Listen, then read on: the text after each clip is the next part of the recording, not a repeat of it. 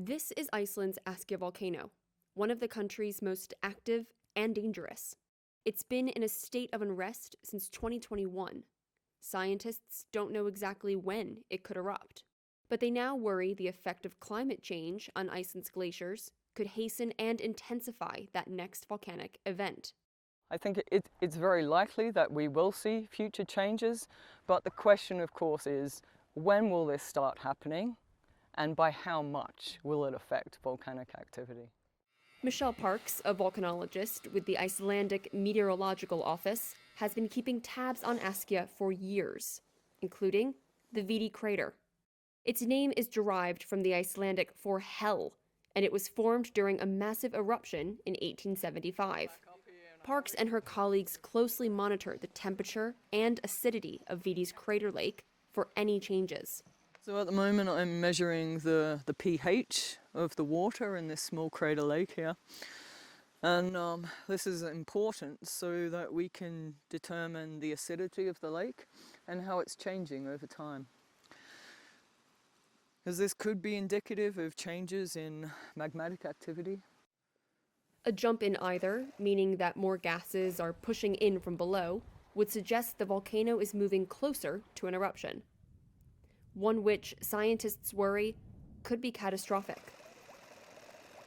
On the scale volcanologists use to measure the size of explosive eruptions, Askja could match that of the 1980 eruption of Mount St. Helens in Washington state.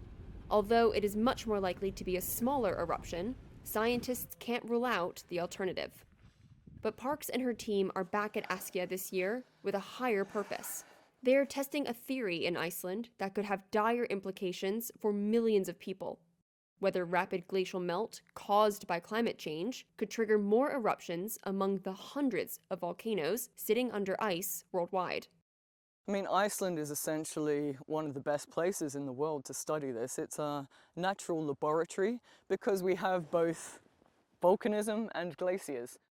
Ice still weighs on more than half the nation's 34 active volcanic systems, but it is rapidly melting as global temperatures climb. Scientists predict roughly half of the remaining volume of glaciers will be gone by this century's end. So at the moment, glaciers cover approximately 10% of Iceland. And the glaciers are presently retreating as a result of current-day global warming. So this can influence volcanism in a number of ways. The main way is through weight. The tremendous weight of glaciers and ice sheets can tamp down volcanoes. When the ice retreats, the downward pressure on the planet's thin outer crust and much thicker underlying mantle eases, allowing the ground to rebound.